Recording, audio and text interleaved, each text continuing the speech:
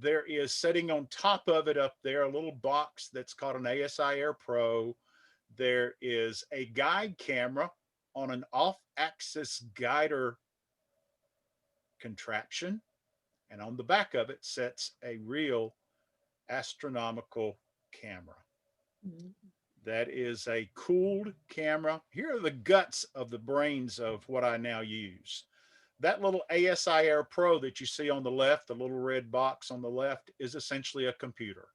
It replaced that laptop so that now I can sit in the house.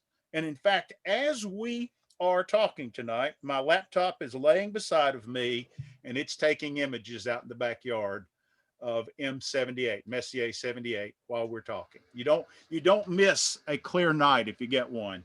And we've had 4 nights in a row. Amazing. The middle section is my imaging train that sits off of the back of the telescope. And the off-axis guider means that that little camera that's vertical is looking through the primary lens and the telescope. So it takes just a little teeny corner of the image that's being projected back to the camera, and it allows me to aim at the stars for guiding purposes. In other words, it's actually holding the camera within less than an arc minute so that it stays focused on whatever it is that I'm taking a picture of.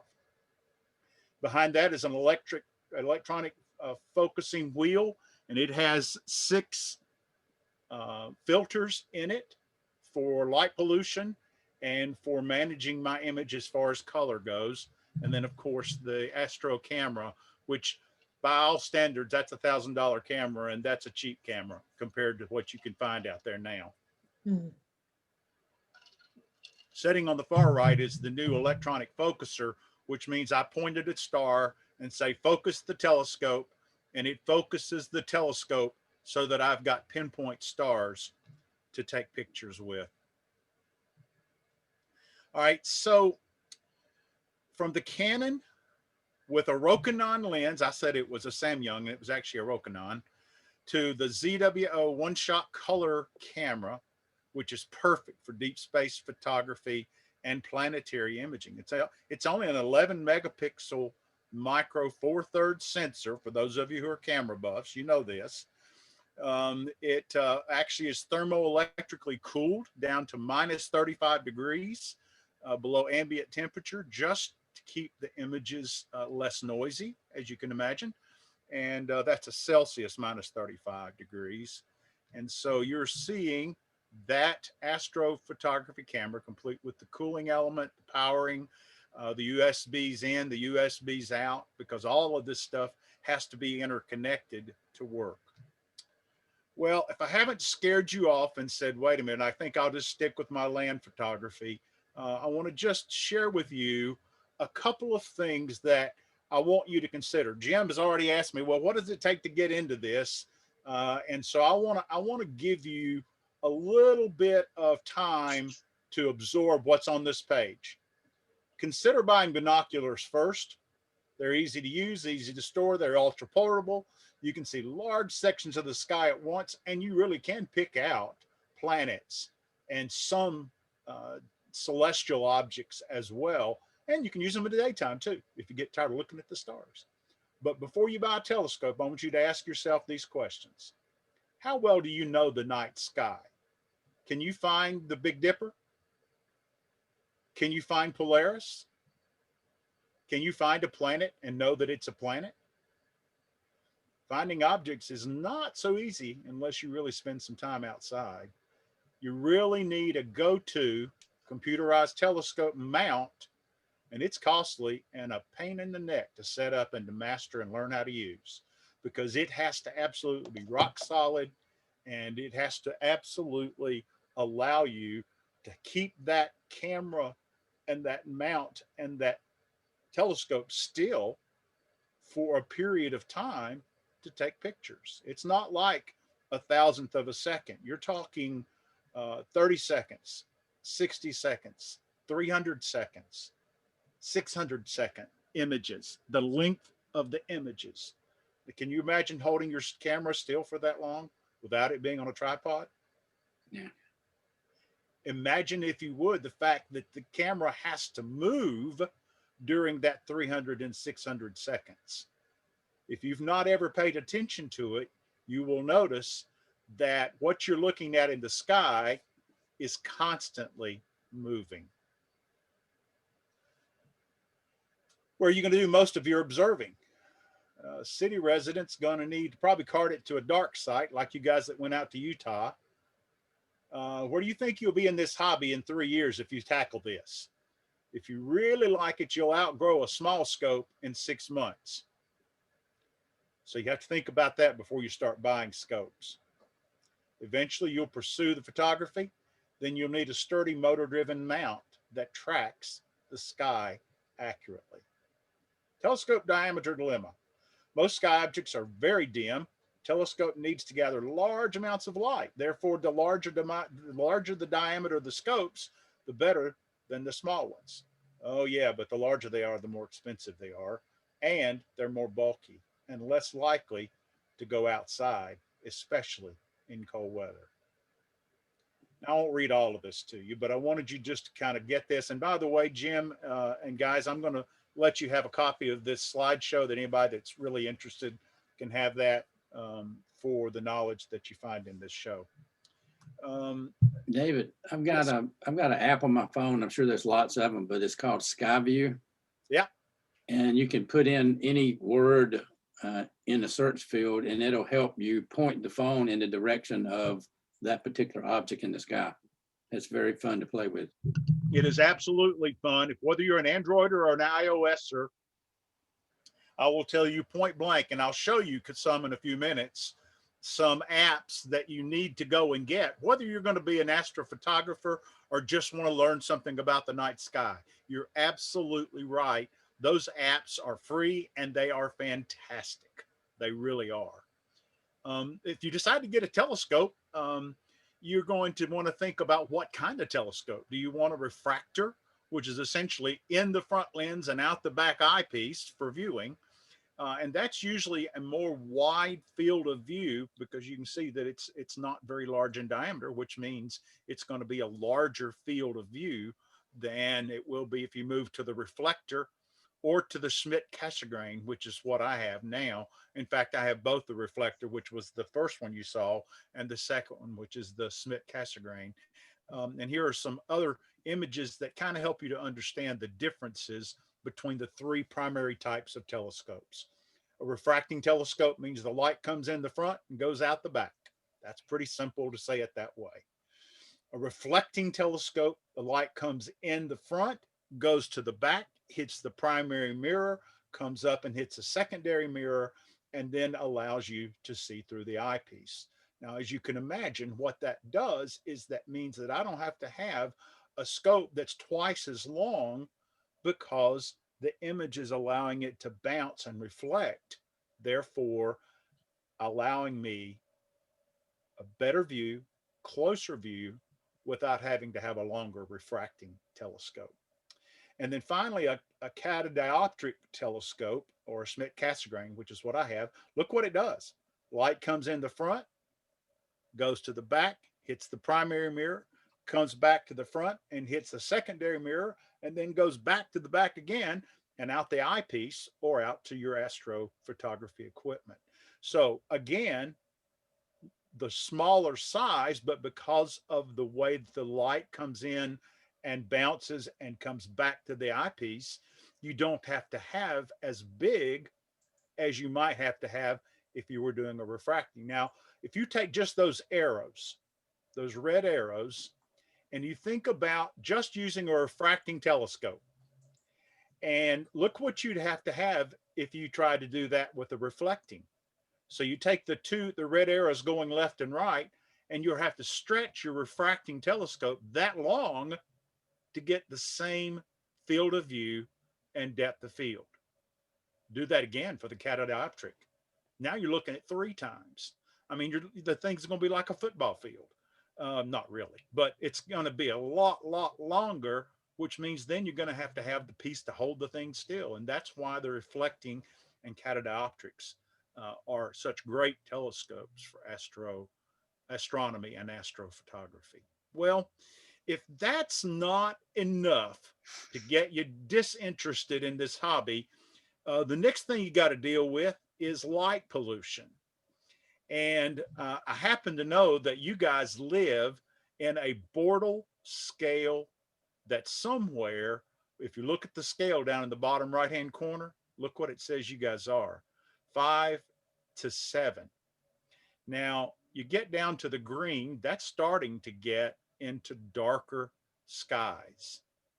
And as my Utah friend said a while ago, you can see a whole lot more stars in dark areas and dark sites than you can in the city. I go visit my daughter and son-in-law and two of my grands in Atlanta, and you might as well be in the daylight all the time because there's Yeah. just very little stars in the sky at all anymore. Looks like Anybody have looks like anybody have Car Lake's pretty good. any? I'd say again.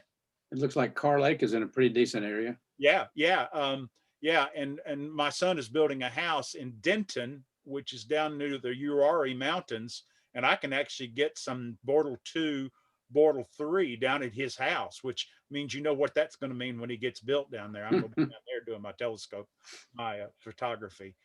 I just wish you were not an hour away from where I'm living now, but so, and if and that's polite pollution in dark skies.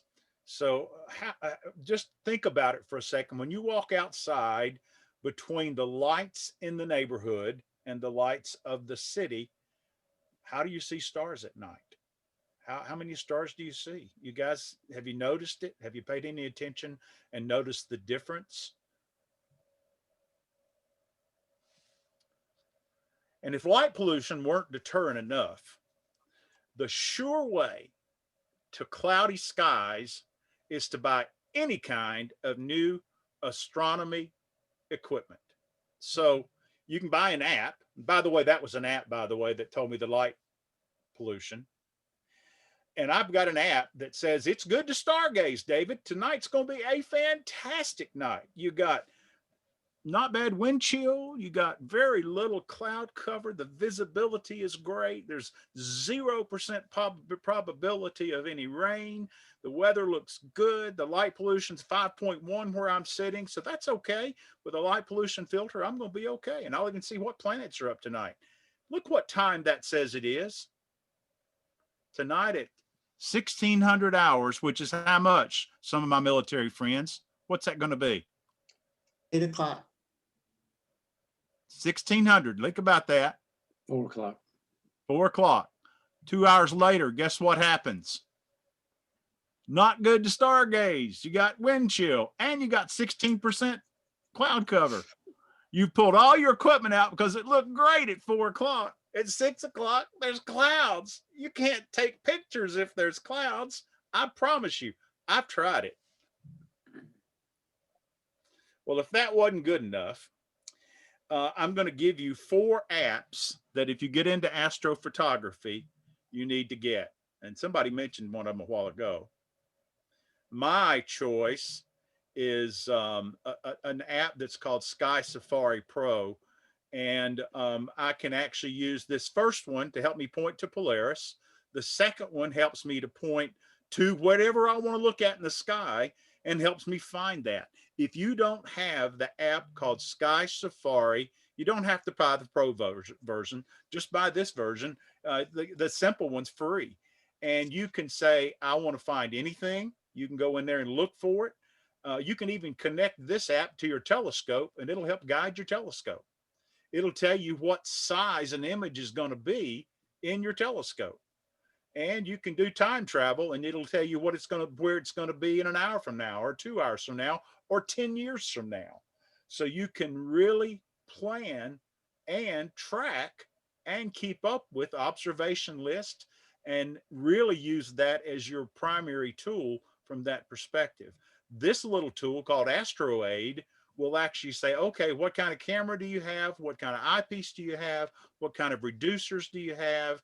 Put your hardware in there, pull up the object that you want to take a picture of, and it'll show you exactly the size it's going to be in your telescope. And then for those of us who are time challenged or sunset challenged, you can even get an app that's called Dusk and Dawn, and it'll tell you when the sun's coming up, when the sun's going down. Do you know the difference between nautical sunrise and astronomical sunrise, and the reverse at sunset? Do you might know what the difference is?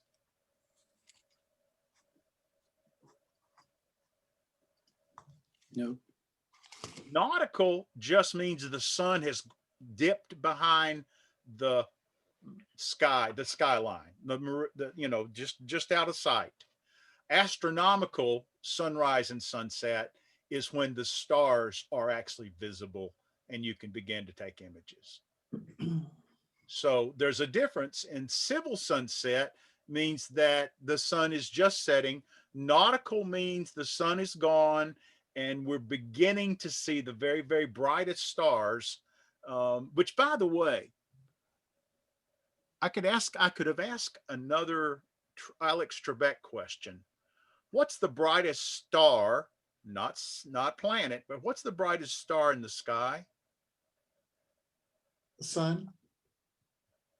That is true. You got it right. At night, what's the brightest star in the sky? North Star. The what? North Star. No, not even close. The moon. Everybody thinks that. Everybody thinks that Moon's not a Polaris, star. everybody thinks that Polaris, the North Star, is the brightest star in the sky. There's like 12 or 15 stars that are a lot brighter. Capella is one. There are a bunch of stars. And when you, Vega, the picture of the app that I've got over here, and I've brought Vega up in that image. Vega is probably the brightest star in the night sky. And the North Star or Polaris is about 10 times dimmer than that star. So the first time you go get your app and go look for Capella and Vega, and then go look for Polaris, and look how much dimmer it is. It's really not a bright star at all. Okay, so moving on. So that you can tell everybody that you have seen Starlink satellites, there they are. The lines cutting across the top right-hand side of this image are Starlink satellites. And sometimes you'll see 6 or 8 or 10 of those in, this is probably I don't know, probably a 3 or a 5 minute image. And you'll see those babies just streak right across it. Now you're hearing a lot of people poo-pooing the idea of these satellites and how they're going to destroy astrophotography, and people aren't going to be able to see the night sky anymore because of all these satellites. I can promise you every picture I show you tonight has satellites and even airplanes and probably a few UFOs that cut through these images. When you take the images and you use calibration files, it all goes away. You can hide every one of those and you dither. Anybody know what dithering means? Dithering means that when I take an image, before I take the next image, it'll move the camera just ever so slightly so that anything that's a hot pixel or anything that's causing aberrations within the images, when you blend them all together, all of that goes away and it hides a lot of those flaws. I'm doing quotes in the air that you would see. All right. So just so you can say you have now seen Starlink satellites. When you look up into the night sky, do you know stars by name? Do you know the difference between north, south, east, and west? Can you name constellations? Who can name at least one constellation? And what constellation do you think you could find if you went out in the yard tonight? Big Dipper. Yep. We can all find the big and the little dipper most of the time. What else? Can you think of any other ones? Ryan. Orion. Yeah, that's the big one. That's the good one too. Yeah. Any others come to mind?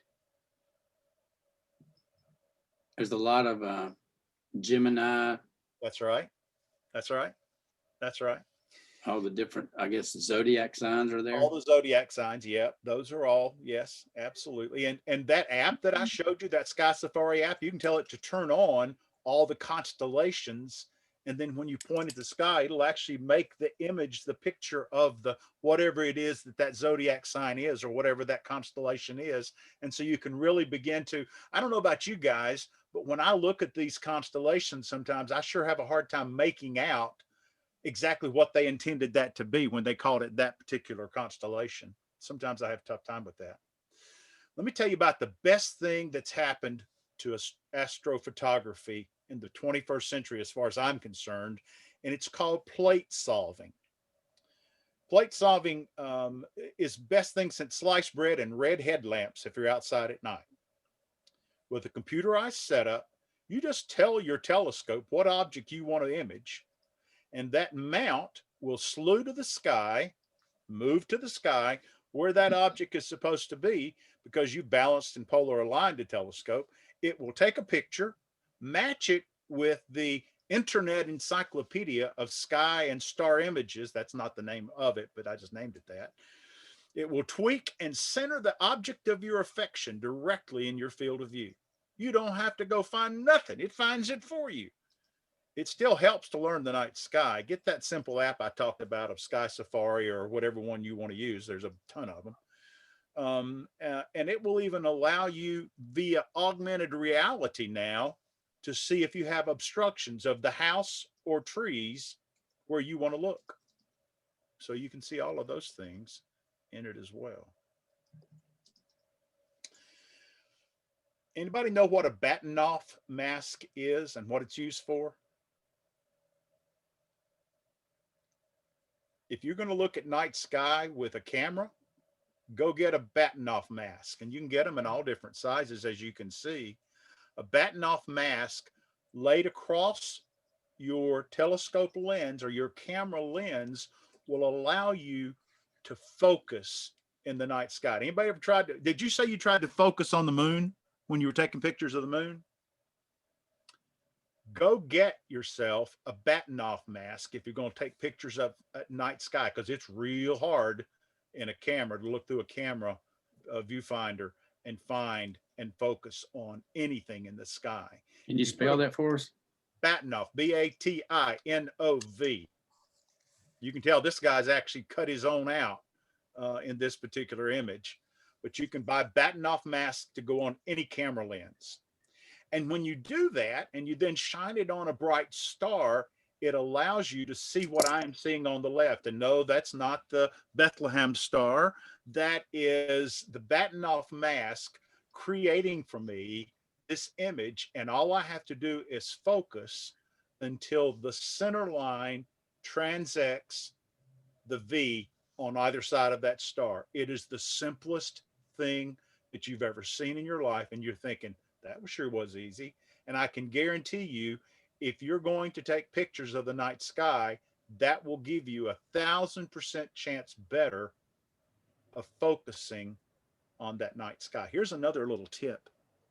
If you've got a lenticular screen on the back of your camera, whether you're Canon or a Nikon or whatever your kind is, you know that you can click on that lenticular screen when you're looking through that screen, and it will blow up the image. Anybody ever seen that on their camera? Yeah. Zoom in. So you can zoom in on that screen instead of having to look through the eyepiece in your DSLR, and you can actually blow that up to like times 10 is the way I did my Canon. And when I did that, then this is what it actually looked like in the back of that screen. And then all I have to do is focus until it is focused.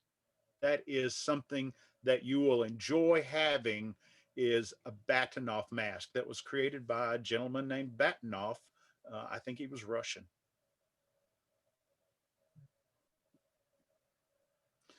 Now, you've heard me talk about computers an awful lot tonight, and I use now something that's called the ASI Air. You mean you remember you've seen pictures of tonight of me showing you that little red box? That little red box is a Raspberry Pi computer. You'll see there's a little mini SD card in the back of it. There are ports all around the thing. There's a fan on it to cool it. It does everything that I had used a laptop for. It absolutely replaces the need for me to use a computer at all. Now, that little red box gives you the software to run your system, control your guiding, and your imaging will differ depending upon whether you're using a Mac or a PC. But this little red box is another marvel of modern technology, and it can be run from an iPad, an iPhone, or Android devices at all.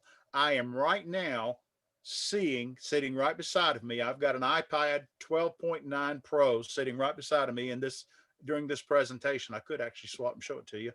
And it's actually running ASI Air on that little red box, and I'm setting probably 200 yards from my telescope, and I can actually see exactly what's going on my telescope from in the house. Nice and warm, sitting by the fireplace, watching a movie, spending time with the grandkids, and my camera's just shooting away. Show you 5 things. Remember, I said that the camera had to remain focused and aimed toward the object that you're taking a picture of. It's looking at both the RA and the declination. In other words, the up and down and the left and right, to put it in English words. And what it's doing is it's trying to keep that within 1 arc second. If it goes over 2, you're going to have blurry stars. You're going to have star trails. But you'll notice in the RA in the deck up in the right-hand corner, that's showing you where I am in that particular moment. And it goes up and down based on clouds, based on seeing, based on how clear the atmosphere is. This summer when we were getting smoke from the western states, it was terrible. It was almost impossible to get the guiding very good because the smoke in the air was killing you at night as well. You'll notice that there's a histogram here. You guys being photographers are used to seeing histograms. So it's showing you what the image is going to be if you stretch it, which is what that is a stretch right there. It's showing you my ADU, which means how much light is actually hitting the sensor. You're seeing that I can come here and I can look at the images that are being saved to the card in this little red box. It's telling you where I am in this particular sub, they call them, or individual image. And that's going to be a 5-minute sub when it's done, and it's down to 277 seconds. The auto run tells you how long the duration of the stars are. It's telling me how fast the camera lens is taking a picture, and it's telling me how many images I've taken in this particular sequence of imaging. It's telling me everything I need to know about this, how it's connected to the Wi-Fi, the camera, the guiding camera. It's showing me all of those tools from here. There's my filter. There is my ability to focus the camera, the telescope, I should say. And there's my image recipient that holds the images. So you're seeing the capability in the system that this little piece of software is an incredible piece of software, and it lets me run this telescope without having to be outside in the cold night air. It's really, really cool. And that thing's only $200, $250 or something like that. That little computer, it's amazing. So taking the pictures, taking the images is just the beginning of the process. How many of you do post-processing after you take pictures? Anybody use Photoshop? I'm pretty bad. I don't do well. So my picture color now is off. I hear you. I get you. I understand that. I really like to learn. So like denoise, it's a one thing. So Yep. Yep. So what you're seeing in this image is you're seeing some noise in the background there. And that has to do with the speed of the image. That has to do with the gain that I've got on the camera, where you guys set your speed when you're actually taking images. This thing uses gain. and it's saying how much light is it letting in for that. But the software that you use after you take pictures is what makes you a professional, quite honestly. It's that actually takes you from the here's what the picture took and here's what I can make it with post processing.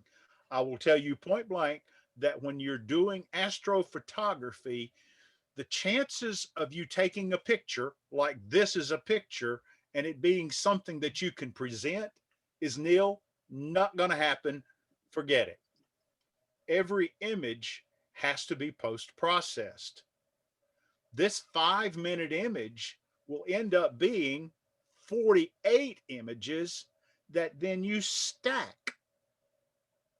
And putting that stack together, you're going to use a piece of software, a Photoshop, there's APP, there's lots of different ones. And by the way, once your imaging is complete, you got to transfer your work to a computer. The faster, the better. And then you need lots of storage space. The fastest SSD you can get is really the best because that makes the processing go faster to do the work of post processing. Stacking the images, debayering them, because when you take the images, they're black and white because the debayering is what puts the color back in them. The noise reduction, the color balancing are just a few of the gazillions of processes that you'll apply to stacked images. Popular programs are Photoshop, APP, Nina, and by most accounts, PixInsight comes in as one of the best. This program was written by a couple of some Spanish guys, and it's massive and challenging to learn. Don't even think the word master. I can tell you there are guys that are spending years and years and years, and they don't master this program. It's a biggie. It's massive and challenging. Here's a screenshot showing PixInsight. And you'll notice on the right-hand side, each one of these are individual processes. So if I wanted to crop this image, I can do Dynacrop. Automatic background extraction, which will take a lot of the noise out of the picture. Color calibration will then help put the color back into it. Noise reduction, again, quiets the noise. And you'll notice that in this image, there's still some noise in the corners, and that's called vignetting because of the lens itself. Then there's masks that you can do. And if you've ever done a mask in Photoshop, then you know what the masks are. And what the masks help you to do is it tells you can go in there and look at this particular area and work on just that little area rather than having to work on the entire image. I want you to take note of that area in this image. That's called the triangulum, and it's called the core, and it's blown out right now. You can't see because it's so bright in that. And by the way, that's Orion. All cameras, especially these cooled Astro cameras, shoot in RGB, which means there's an extra layer of green in there. And you can go in there with a simple SCNR and it'll take out one of those green layers to give the color back to the image from that perspective. So if you're used to curves and layering and mask from Photoshop, you're going to have a simpler an earlier journey in learning PixInsight. This is just a primer tonight, so I'm not going to go into a whole lot of detail about that, except that to say, I want to give you the opportunity to see some images that I hope will draw you back into this conversation. This was one of the very first images I took with my Canon 70D through I think it was a 300 millimeter Canon lens. And that's only, now remember, how far did I tell you 1 light year is? Anybody remember?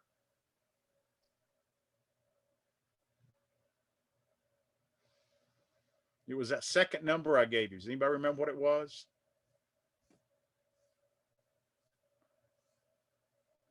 Six, how many?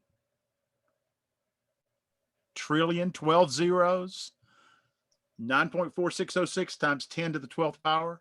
That's 1 light year. Now I'm going to call out years as I talk through these. This one, 1,400 light years from Earth. I'll let y'all do the math. This is Messier. There are multiple catalogs. You can go and image something different every night for the length of your lifetime, and you won't touch the number of objects that there are in the sky. Messier was one of the early astrophotographers, astronomers, and there's a catalog that's named after him of Messier. That image is just 11.74 million light years away from Earth. So to put that in layman's terms or in language that you understand, the light that you're looking at right here came from those objects 11.74 million light years ago. It's taken that long for that light to get to us. The Whale Galaxy is only 30 million light years away from us, so it's fairly close by other standards. So how fast was Star Trek? Da, da, da, da, da, da, da, da. Oh, sorry. You forget I'm a musician by trade. The Dumbbell Nebula is only 1,360. So it's close light years from Earth. 1,360 light years. The Black Eye Galaxy is 17 million light years from Earth. You see, I'm using the word galaxies and nebula. Know what the galaxies look like, and you'll see what the nebula look like as well. The Southern Pinwheel Galaxy, fun one to capture. It was real close to the horizon, so the seeing was terrible. It's only 15.4 million light years away. Bode's Galaxy, M81, is 11.74 million light years away. Its companion, the Cigar Galaxy, is the same distance. So those are about the same distance in the night sky. The Messier 13, you'll see lots and lots and lots of star clusters, and it's only 22,180 light years away. The Ring Nebula is 2,283 light years away from Earth. And it's really kind of cool. If you look at this image, you see that right there? What is that? That's another galaxy that you just barely get a wisp of in this particular image. Just a little teeny Hey, wisp. David, Yes, sir. which telescope are you using on these? Oh, this is all the Celestron 8-inch Schmidt-Cassegrain. Every one of these is all that now. Okay. Yeah, and that's if you can find one. The COVID has made this hobby such a popular hobby because everybody's staying at home. You can't buy this stuff. I mean, it's back ordered 3 and 4 and 6 months. People just, if you can find one online, like in a marketplace or something. In fact, both of my telescopes were sold to me. The first one by a wife whose husband bought it, took it outside, never figured out how to set it up, brought it back in the house, and then about a month later, he killed over in his recliner. And so it still had the stickers on it. So I bought that for $125. You can get lucky enough to find something like that. And the second one I bought in Atlanta from a mom and a daughter because the husband had passed away and they just didn't have any use for it anymore. So I got it for about $750, and that included the mount, but I bought a different mount. Oh well. This is called the Lagoon Nebula. Beautiful, beautiful object. And it's only 4,077 million light years from Earth. The next two kind of go together, but what happens when you get an 8-inch Schmidt-Cassegrain is you're limited in field of view.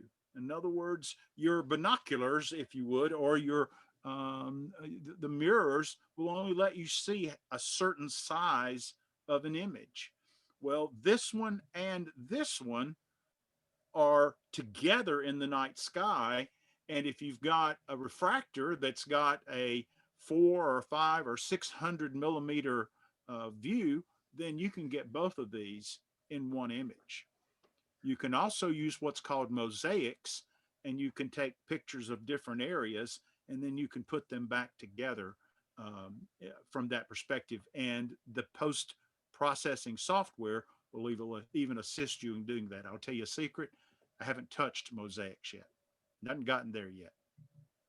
The Omega Nebula is one of my favorite that I've found so far. And it's only 9,459 million light years from Earth. The next one is called Pac-Man, and some of these are pretty easy. You can see the Omega there, and this one's called Pac-Man, and so it's pretty easy to see that that's Pac-Man Nebula. So it's kind of fun to see these images and see how people have named them. This one's kind of fun. I like this one. It's called the Helix Nebula, and it's very easy to find and very easy to image. It's only 700 light years away from Earth, and it's also called the Eye of God. So you can actually see the eyebrow above it if you get really good with the imaging. Now, I've got this blown up for this presentation. Do you see these stars, how they almost have a dot in the middle of them or a circle in the middle of them? That's called bad focusing. That's telling you that I did not do so well on focusing this image, because those should be pinpoint. They'll be bigger stars like this, but you should not be seeing these dots in the middle of them, because that just tells me that it's not well focused. That's what you're seeing in that. So I'm being honest. This one is beautiful. It's called the Triangulum Galaxy, and it's 2.7 million light years from Earth. I want you to remember that billion is 1 light years. 9 is 1 light year. The heart of the rosette. Man, I want my field of view to be bigger so bad I can taste it, because this is just the heart of the Rosette Nebula. And you'll have to go look it up in, write that one down and go look it up and Google, because it's absolutely incredibly breathtaking when you see the entire image. But this, it's an awfully pretty image as it is. The Triangulum Galaxy is 2.7 million miles away. And just think about, every one of these are stars. Look at all the stars in these. Now, if you were there looking toward us, that's what our galaxy might look like if they were looking from a telescope from there and looking back at us. So when you think about, when you're looking at galaxies, think about that we live in one that we call the Milky Way. Anybody ever seen this one before? It's called the Horsehead. It's the IC 434, another catalog. And it's it's not very far from the Orion at all. So it's a beautiful, beautiful image. And I think you can make out the horse head. This one's called, guess what? Anybody want to guess what this might be called? Moon glow. No. What's that right there look like to you? It's called a bubble nebula. Of course, it's probably not a bubble, but that's the reflection. And remember, that's only 11,090 years ago that image started its way for me to see it. The Sculptor Galaxy is an absolutely beautiful 11.4 million miles away from us. Anybody into Marvel Comics? This is called Thor's helmet. You can see the helmet there. This is an unnamed, but it's Messier 74. I don't think it has a common name. I looked for it and I couldn't find one. The Crab Nebula is Messier number 1. And it's 6,500 light years away from Earth. I took this last night. This is IC 405. It's only a mere 1,500 light years from Earth, and it's called the Flaming Star Nebula. You can see the clouds of gas, and your post-processing, your goal is to bring those out so that you can actually see them. But I can promise you, you don't see this many stars in your night sky. I guarantee it. The Pencil Galaxy I also took last night. That's a galaxy just like the one we live in. And there's a star right in the middle of it. And you can see it. And if you look closely, there's another galaxy. And there's another galaxy right here. you can take this picture and you can go over to astrometry.net, upload a picture, and in a few minutes, it'll tell you every star that's in that picture, every galaxy that's in that picture. I put this one up today because I didn't have anything that told me what those extra galaxies were and what those extra images were. And so it actually, in about 15 minutes, it plate solved. Remember, we talk about plate solving. It plate solved this image and told me everything that I was looking at in this image. It was really kind of cool. If you have a monkey in your house, or you have someone you'd like to call a monkey, this is called a monkey head nebula. Can you make the monkey out of him? Can you see him? There's his brow going across the top of his head. There's his eyes. There's his mouth. The monkey head nebula. You can say you've seen a monkey in space now. And this is Orion's. You remember I told you earlier tonight to look in this area how it was blown out? Look carefully. This one's not blown out because in post-processing, I was able to bring back that core that's in that nebula. Incredible image. Absolutely breathtaking when you get to take a picture of this. Now you can tell why I'm kind of hooked on it. Well, I can promise you that I spend many a late night while my camera is taking pictures, learning more about how to do astrophotography. It is a hobby. It is a time-consuming hobby. And again, I'm not going to go through each one of these, but I will promise you, I'm going to ask a question. Here's an easy question. How many of you have a set of print encyclopedias on your shelves at the house? Anybody? Now or Now, do anybody No. still have one? No, I don't. Anybody ever had one in the past? Yes. Why did you get rid of them? internet? Yep. That's exactly right. That is exactly right. The internet is your education to the stars.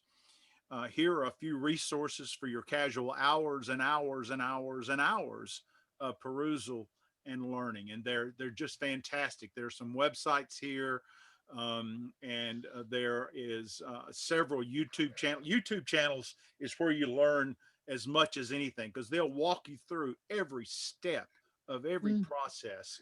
And these are fantastic places. So just go YouTube or go to the internet, but you might write down Adam Block, and you might and again, I'm gonna make this available so anybody wants that can have it. And these are actually taking you over to the different pages as well. So you'll be able to get there if you want to go there. All right, so I want to say thank you for allowing me to be a part of your evening this evening. You've been most gracious in allowing me to share with you. I know some of you probably are saying, okay, that's more information than I ever wanted to know about astrophotography. And some of you saying, well, he didn't know a whole lot about it, and you'd be about right. But that's an introduction to what has become an addiction for me this year. Now, like David, yeah, go ahead. this is Helen talking to you. Hi, Helen. The site that you mentioned that you can upload a picture to and it will identify. Yep, astrometry.net. astrometry.net. You might need to put, well, it depends on if you're a Mac or a PC. Just go there and it'll tell you how to get to the site so that you can do that. Other questions? I took a couple of, go ahead. Go ahead, Cecil. I'll say I took a couple. We were at, trying to remember where we were. I think we were at Atlantic Beach, probably early summer, and took my camera and tripod out, at night away from hotel lights and so forth. And it was pretty dark out over the ocean. I mean, obviously there's not a lot of light pollution out that way unless there's, light reflecting off of the hotel lights, pointing in that direction. But Milky Way happened to be in the right location, and he got some okay images, but can't do but so much with even a 200 millimeter lens. Well, and because of the sky movement, the planet movement, you're only going to be able to shoot 5, 10, 15 seconds. Yeah. If you're not guiding. But you can get a pretty good picture in 15 seconds. You'll start to get star trails at about 15 seconds. So I know there's some formula based on the focal length of your lens as how long you can actually leave the exposure open before you start getting star trails. I just don't know what it is. Exactly right. That is exactly right. That's precisely right. But I figured I would leave some of the geek stuff out of this conversation tonight. But yeah, somebody's out looking outside right now, it looks like. So I know, it was when in December when you were supposed to be able to maybe see a little green hue of the northern lights. No, Get this far south. well, I guess the maps that we saw lied to us, but anyway, I figured between Roxborough and Durham, closer to Roxborough, I would find some dark sky. And we went off of 15501 onto there's some land up there that belongs to NC State. And I mean, it was dark. But still, when I tried to take just pictures of the stars, I still had that little orangey incandescent light glow. That's right. I was able to get some of it away with what did I use? You can use a filter. Well, no, in post-processing, Yeah, processing. dehaze or something like that, helped a little bit. But that was interesting. But there is an official dark sky place and just over the state line in Virginia at the Stanton River State Park. I mean, it's been officially designated as a dark sky place. Yep. I didn't know. That's right. Have you been there? I have not. There's also some down in the Uari mountain range. So you can go there. The best thing there, I think I showed you an app that says Dark Skies. There's an app called Dark Skies, and Dark Skies will actually show you a map and show you what the border number is for anywhere you want to go. But it's called Dark Skies. It's just a mobile app. They've So got David, if someone with a full frame DSLR or crop, didn't make any difference, I guess, wanted to buy, a proper lens to try to capture some decent stuff with just a camera alone, what would you suggest that they look at? Well, it depends on what you're trying to take a picture of. If I just want a picture of the Milky Way, that Rokinon or that Samyang 14 millimeter 2.8 speed lens, those pictures that I took of the Milky Way were with that little lens, and it's not a ridiculously priced lens from that perspective. If you start going into longer focal lengths, you're making it harder to find the object that you want to take a picture of. I mean, you can look forever to try to find an object. I've tried it. You almost need some form of a guiding move and shoot tripod or something that's going to help you guide, even if it's just for 15 to 30 seconds. The longer the focal length, the harder it is to focus and the harder it is to track. Yeah. And so I would start, honestly, where I said start with a pair of binoculars and just go out and enjoy the night sky. I would do that. If I were going to start trying to take pictures, I would suggest something like I did with that Samyang 14 millimeter lens, and set it up on a tripod. Get you a release mechanism so that you aren't having to touch the camera, because you can't touch the camera to do the shutter release. You can just get you a release cable and plug it into your camera, and that way you can shoot 3, 5, sometimes 7 seconds. Again, there's a formula that you can go see depending upon your lens as to how long that can last and how long the duration of your exposure can last.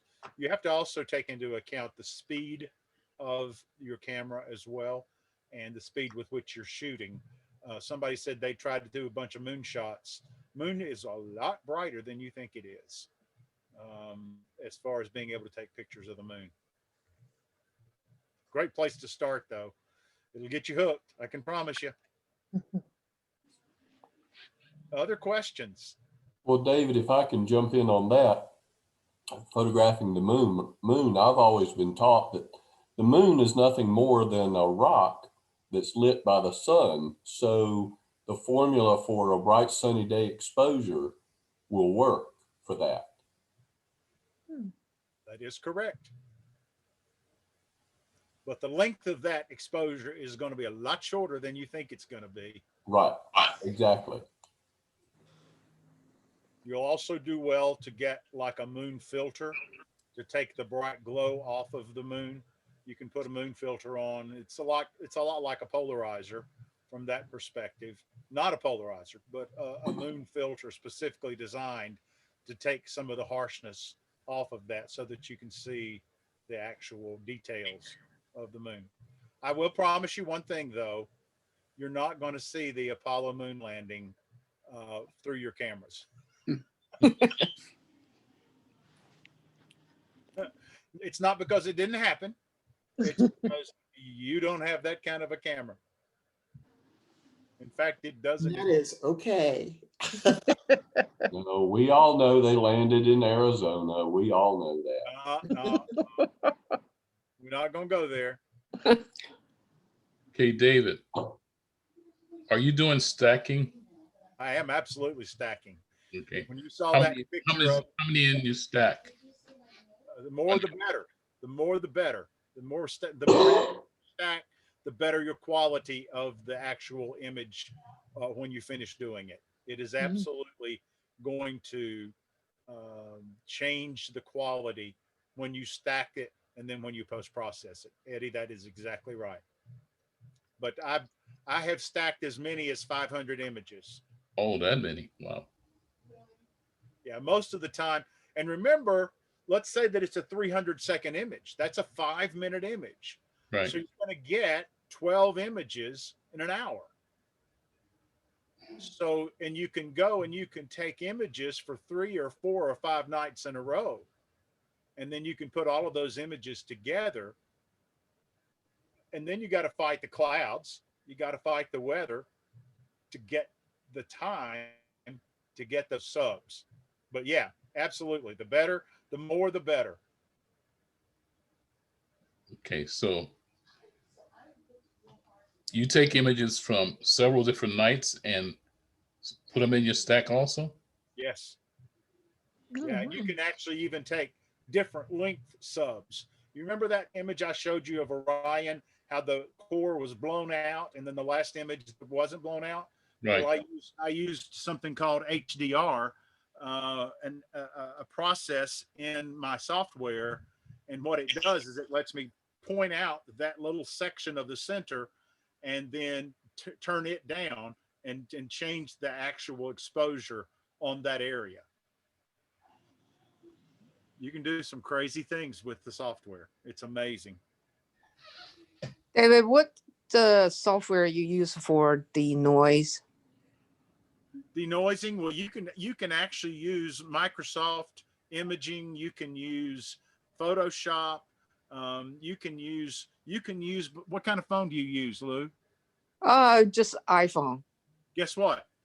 Take a picture with your iPhone and go over and edit it.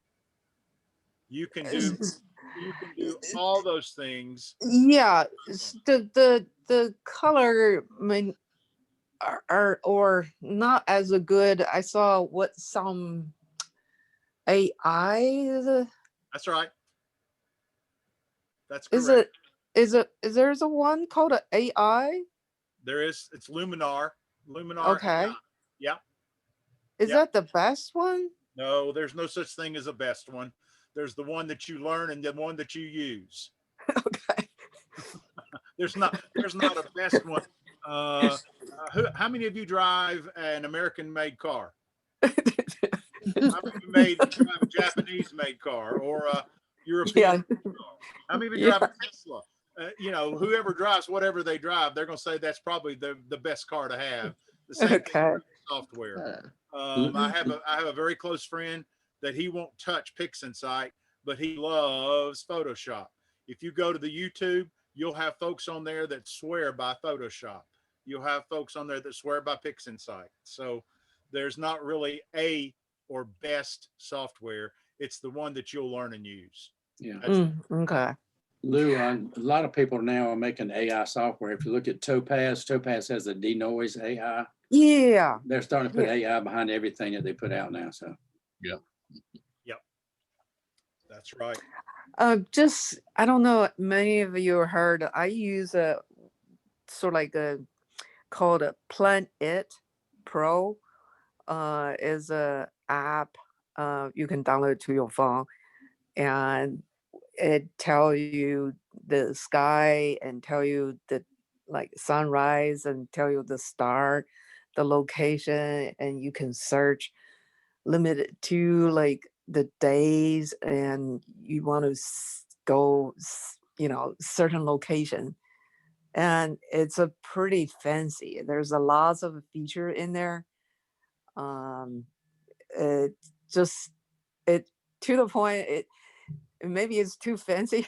It's a, you got to spend some time to learn it, but it's a good to just whatever you can think about it, like if you're want to have your suns rising at certain location above the moon, whatever, above, or whatever above a certain building, something like that. It was a pretty fancy.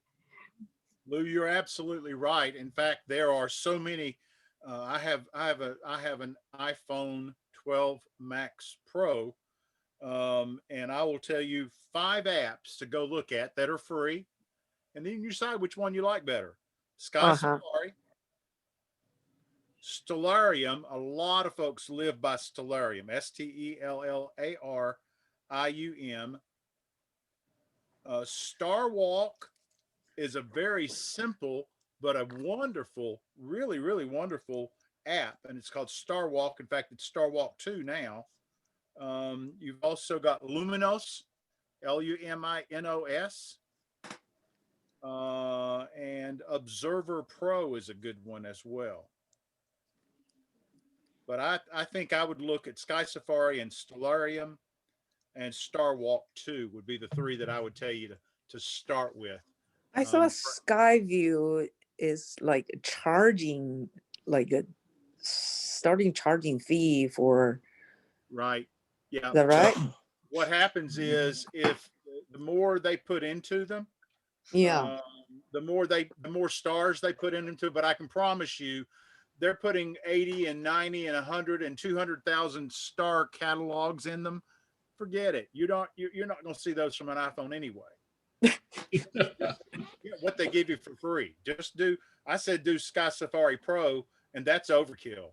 I do the Pro version because I can connect it to my telescope, and I can point on the app where I want to go, and it tells my telescope to go there. But you don't need that for finding stars or finding planets or seeing when the moon's coming up and seeing when the moon's going to set. And you can, just like you said, you can just calendar and say, "How I want to look and see what's happening 2 weeks from tomorrow because I'm going to be at the beach." And you can figure out what's going to be where you're going to be. I liked Cecil's comment about going to the ocean. The ocean is essentially a dark sky sight over the ocean. And the further you can get away from the actual from the hotels and the motels, then the better off you're going to be. The further you can be away from the boardwalk. Well, David, thank you for your presentation and all the information you've given us. I think we're losing our crowd. Thank you. Really amazing Guys, picture. I hope that you learned a couple of things tonight. Learned a lot of things. There's a big sky out there. Right. Indeed. There is indeed. Well, Just thank a quick, you for your time. Thank you. Appreciate everything that you showed us tonight. Just a quick commercial for next month. Next meeting is February the 15th, and Joan Walker is going to be talking to us about how to use a Wacom tablet. So I don't know what she's going to be using it to do, but if you're interested in learning to use a tablet or maybe learning some more tricks, stay tuned for next month's meeting. Thank you. Okay. All right. Thank you Bye-bye. everyone for coming. Thank Happy you, New Year, David. guys. Thanks, All David. right. Will, if you'll just shoot me those, the resource slide and the slide on telescope considerations, you know, I'll make them available to the masses. I'd appreciate Got it. it. Appreciate it, everybody. Have a good night. Yeah, For letting me All right. join. stay safe. I'm amazed at what's out there in the universe. And they say the universe is expanding. And I always ask, well, what is it expanding into?